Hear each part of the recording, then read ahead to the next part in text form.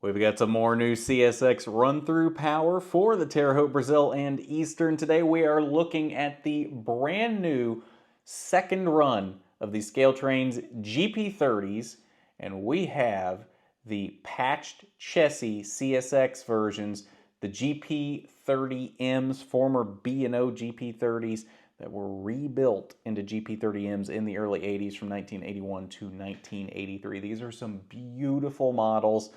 At least they look beautiful from the artwork, so we're going to get them out of the box today and take a look at them. The nice thing about these is there's 3 road numbers here, and I think you can tell just by looking at the artwork on the side of the boxes here, every one of them is different. The 4259, I'm pretty sure, is basically standard paint. There's nothing, no real distressing or weathering or anything. The only difference between it and a regular Chessie GP30M is the CSX patch job.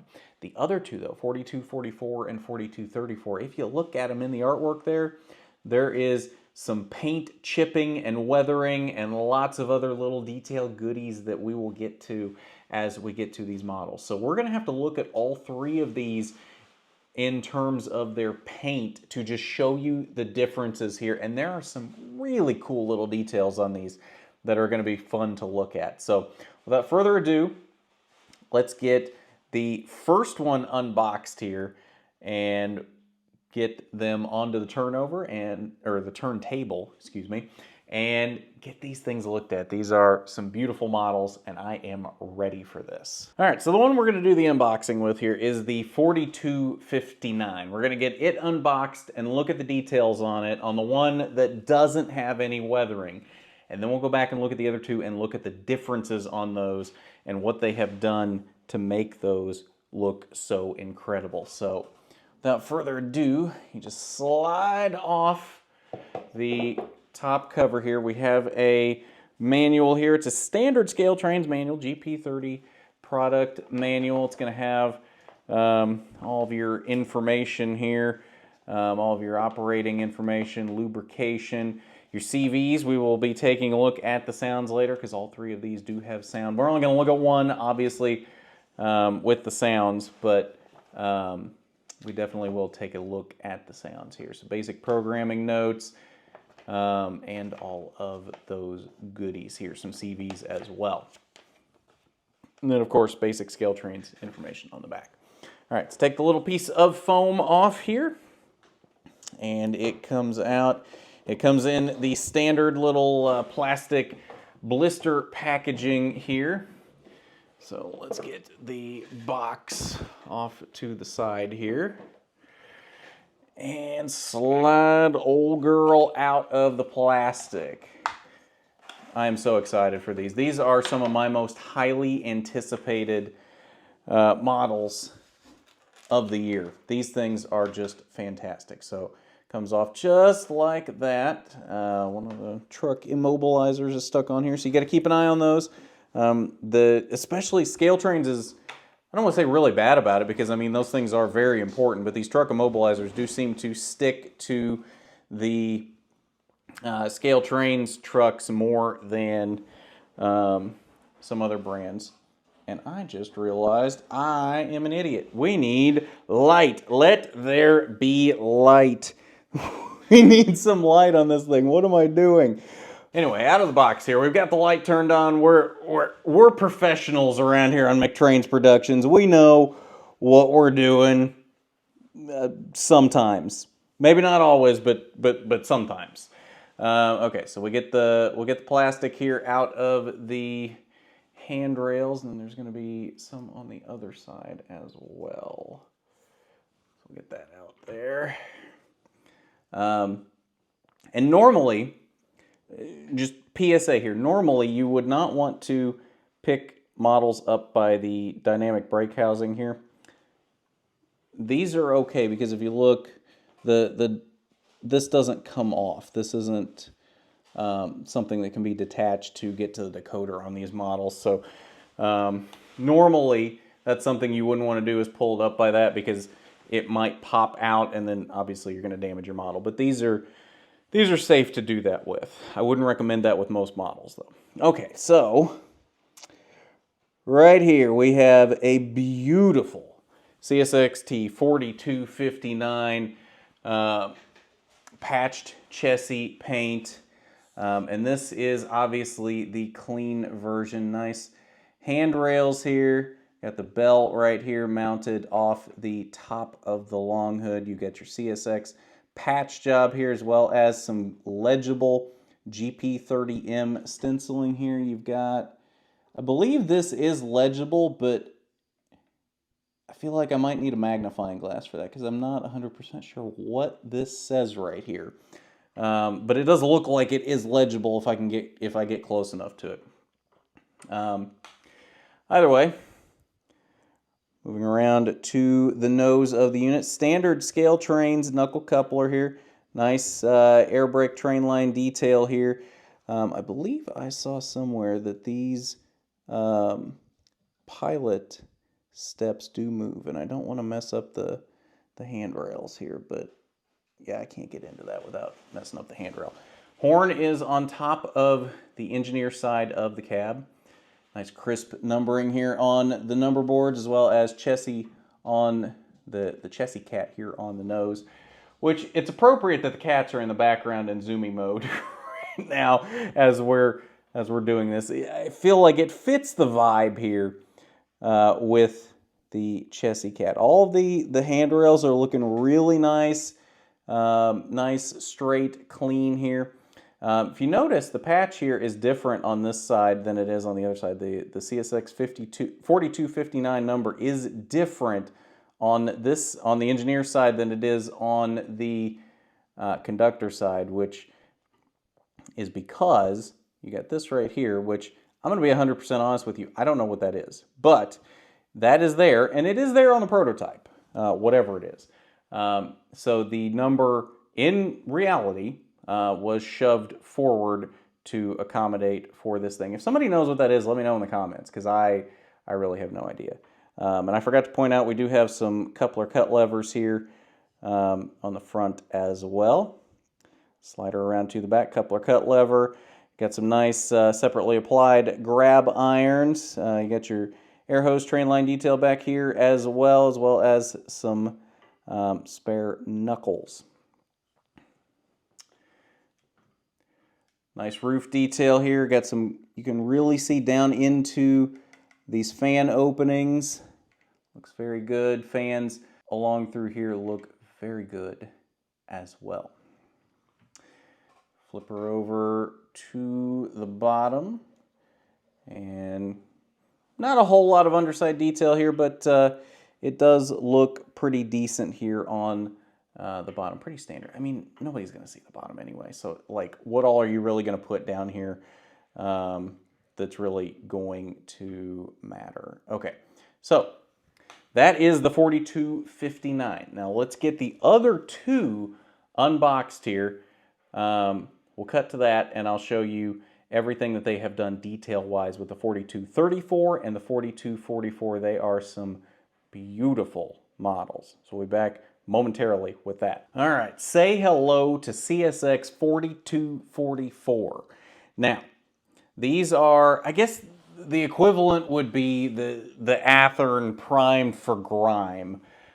These models, they're replicating basically exactly what these things looked like paint-wise in the late 80s, early 90s, when these things would have been in this paint. I mean, these things didn't last super long into CSX. I believe the last one was retired in 97, so they lasted about 10-ish years under CSX. Some of them still keeping their Chessie paint most of that period. So if you model late 80s to mid to late-ish 90s, these things will fit right in on your layout. And the T-Burr being set in late 80, these are absolutely perfect for the CSX run-through trains. So, looking down the side here, very obviously, a lot of paint, chipping, and just overall fading away here down the side skirt. It looks fantastic here down the side. The top of the C in the Chessie logo also fading away up here. The part that's in the orange specifically. The rest of it is pretty holding up pretty well, I'd say. But the part within the orange is mostly disappearing here. And then the patch as well is different than it was on the 4259. You see the number down here on the very bottom of the cab, and then you just have a small little CSX here, more or less where the 4259 was on that model. Nothing really different here on the nose. We get a little, what is that? I believe that was supposed to be the sand filler hatch. I think that is, oh no, you know what? That is something that has broken off. I'm not 100% sure what that is, but to bring the 4234 in here really quick, there is some sort of, I believe that's a firecracker antenna that's usually on top of the cab. 4234 has that. I didn't notice it on the 4259. Maybe I just wasn't paying attention. But yeah, that has broken off of the 4244. So I'm going to have to do something about that. I don't know where that is. I mean, that's so small. I didn't notice it in the box, but maybe it is. I don't know. That's something I'll have to look around for. Maybe I'm going to have to get a replacement part for it or something. I don't know. That's interesting. I just I thought that was a piece of dust on the nose, and I went to wipe it off, and I'm like, that's not dust. That is part of the model. Okay, well, that's going to have to be addressed. All right, you see CSX 4244 is I think that's basically the same as the patch was on the 4259 on the engineer's side. And then you have a bit more of the distressed paint down this side as well. You see again, the top of the C in the orange is fading away a little bit, but the rest of the Chessie logo, the part down here in the yellow, is fine. And then we spin her around back here for the rear, nothing different there. Top and the bottom look the same as well for the 4244. So for the 4234, this one's the one. This has some incredible detail that I just noticed that I'm blown away that this is even included. First off, obviously you have your little bit of peeling and distressed paint here down the side sill. That is to be expected after looking at the 4244. You have a little bit up here on the nose as well. Try and get a better angle of that. You got a little bit of the orange fading away there on the side of the nose as well. And then you've got little specks that are coming off here down the orange. But the thing that I want to point out here, see if we can get this right there. Perfect. You see right here and a little bit right here as well. There are numbers written in what I can only assume was marker or something, maybe chalk. And this is actually there if you look at prototype photos of the 4234. What I believe this is, I'd have to go back and do some research, and I didn't look that deeply into it, to be honest. What I believe this is, you notice the bottom number is 4234, and then above it, it says 6904. I believe someone, and I say someone in real life, wrote on the 4234 the original number and the current number. So I believe 6904 was the B&O number. I believe that's what we're looking at here. And I think this one is much more faded, but I believe this says 6904 as well. So I think someone at CSX, I don't know if it was a crew, someone with mechanical, what it was, someone was trying to, in some way, preserve the original B&O number on this engine, which I not only think is cool from the prototype perspective, but I think it's incredibly cool the level of detail that ScaleTrains went to include this. I mean, it's one thing to include all of this chipped paint and all of this, which is cool on its own. But the fact that they went so far as to replicate this, that's what sells this for me. That is, I'm gonna tell you right now, if you're on the fence with these models and you want prototype accuracy, this one's the one you want, 4234. They're all great, but if you're only going to get one, this is the one that I would highly recommend, 4234, strictly because of this. I know it's something really small, and some of you might be rolling your eyes right now, but I am absolutely in love with this little detail right here. I love it so much. Okay, so moving on. On to the nose. Now, this is something that wasn't a part of 4244 either, but again, you look down here along the front of the nose as well. You do have this orange chipping along the front of the nose as well. 4244 had a lot of distressing, but the nose really wasn't chipping like 4234 is, and you have it down the side here on this side as well, and then down, not only down the cab across the window, you see the windows move. I don't know where the other one is. That's literally one window. I don't know where the other half of that, I don't know. We'll figure that out at some point. But of course, all of this is chipping down through here. You've got the top of the C. Again, the part in the orange is chipping, but the rest of it's fine. You got all your distressing here down the sill, and then your CSX 4234 patch here on this side. And then we look at the rear, of course, again, the orange is chipping back here on the back as well. Very, very, very cool model. This 4234, this is the one for me. Like, they're all three cool, and I love all three of them. They're all going to be very, very important pieces of the CSX run-through traffic on the T-Bird. But this 4234 I am in love with because of the minor details. Thank you so much, ScaleTrains, for going to the level of accuracy with this thing. This is the kind of thing that I want to see. I need more early CSX power on my layout. So the more ScaleTrains wants to do this, and especially to this kind of level of detail, I am in. You have me sold. Take my money straight out of my wallet. This is what I want. I want more of this. I want more of this.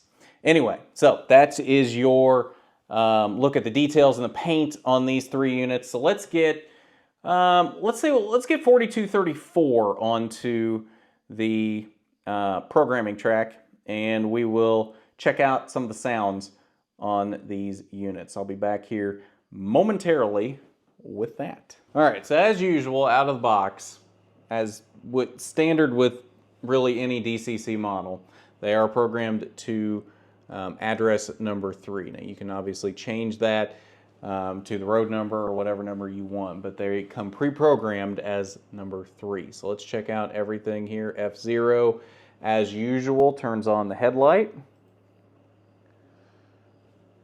So a nice, it may be hard to see it here. Let me see if I can actually, just to see the lighting functions, let's turn that off, and I believe you can probably see it better now. There are class lights on here as well. I believe that's function number 5. Yes, okay. So it does have class lights as well. That is all of your lighting functions. We'll look at the lighting on the rear as well here in a moment. We'll turn this light back on. There we go. All right, so now the sounds. F8, as usual, starts up the prime mover.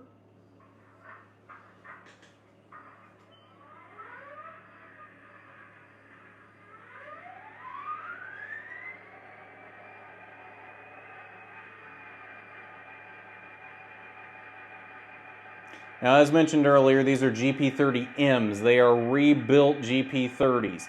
They did retain their 567D prime movers, but they were downgraded. They lost 250 horsepower. 2250 is the standard horsepower for a GP30. These went down to 2,000 horsepower, but it is still a 567D under the hood. F1 is the bell.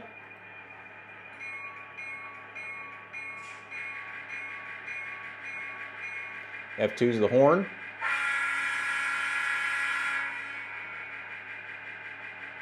That was, I'm not gonna lie, I perked up a little bit there. I was expecting a bit of a generic horn. That was, okay, I was not expecting the horn to be that good. Okay. Now I'm curious if they all have the same horn. I'm pretty sure Chessie had standardized horns, so that I would think they should.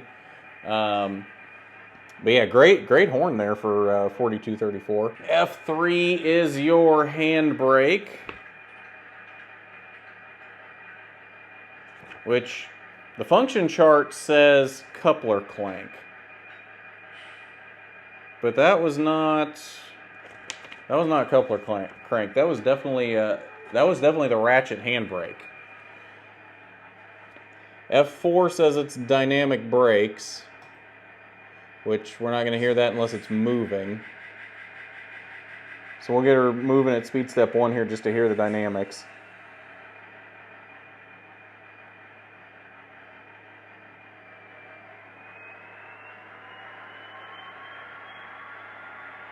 It is a little jerky at speed step 1, but it's not bad.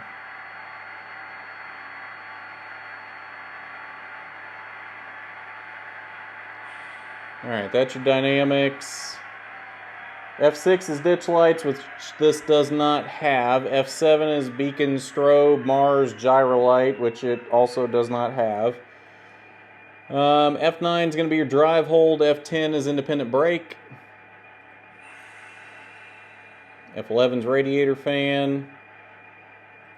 F12 is your headlight dimmer. F13 air dryer. F14 is number boards off. So they are on by default, but F14 will turn them off if you want them off. F15 is a UDE light, which I don't think this has either. F16 is air dryer and shutdown. F17 is auto brake set release. F18 is sand. F19 air let off. F20 air compressor. F21 air dryer. F22 is a cab door.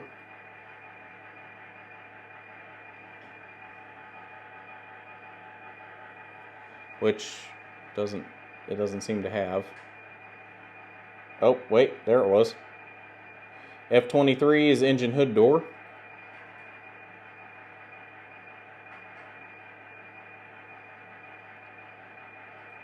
F24 is reverser center.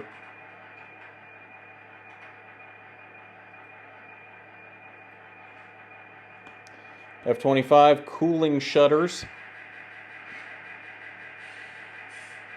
F26 is your manual notch up.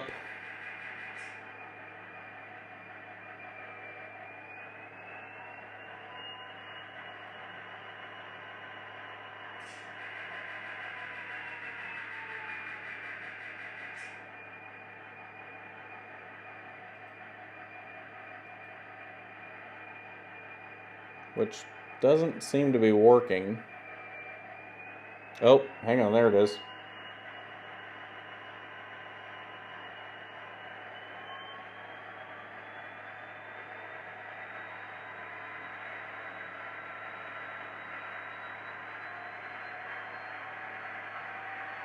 You know what I think it is? I think I was trying to go through the functions too quickly and it was trying to keep up with me. So maybe that's why some of it sounded like we weren't getting it. Oops, my bad. I mean, I'm trying to do this not necessarily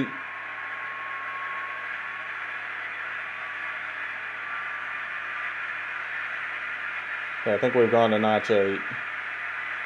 F27 is going to be your notch down. I'm trying to do this. I'm not trying to rush through it, but I'm also trying to not make it too slow to where it's boring for you guys. So I might have rushed through a little too quickly through some of those. F28 is manual notching logic, which is a cool feature on ESU decoders, which we're not going to be able to really see that well here on the programming track. F29 is load simulation.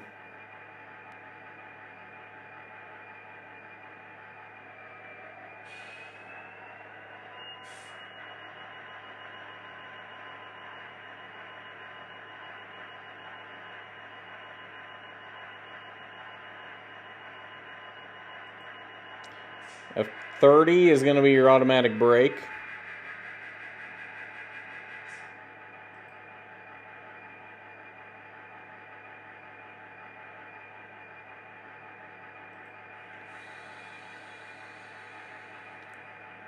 And F31 is fade out sound.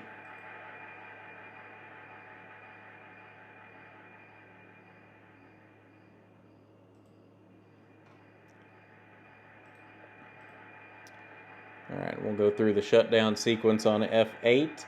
We've seen the slow speed control there when we were doing the dynamics, so I don't necessarily feel any need to do any movement testing because we can't go very far on this programming track anyway.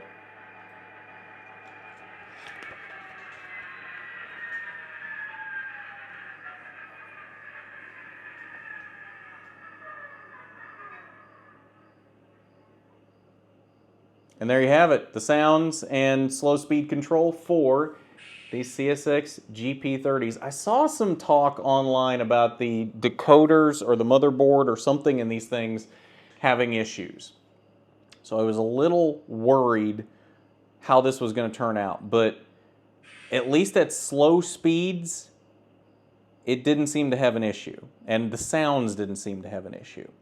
I don't know what happens if you get up to speed. We don't have enough trackage for that yet, as the T-Burr is not built yet. But at least at slow speeds, and the sounds don't seem to have an issue. So we'll reposition here real quick for an outro, and we'll see you momentarily.